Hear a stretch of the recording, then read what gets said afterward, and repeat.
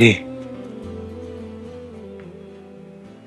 মেয়েটাকে চিনি নাকি? বিয়ে বাড়িতে আইসি তো মাত্র।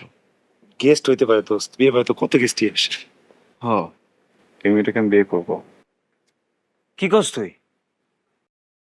যেটা বলে দিচ্ছি সেটা বলে দিচ্ছি। আরে একটু আগে আন্টি কি বলছে শুনোস না? কোনো ঝামেলার দরকার না বন্ধু।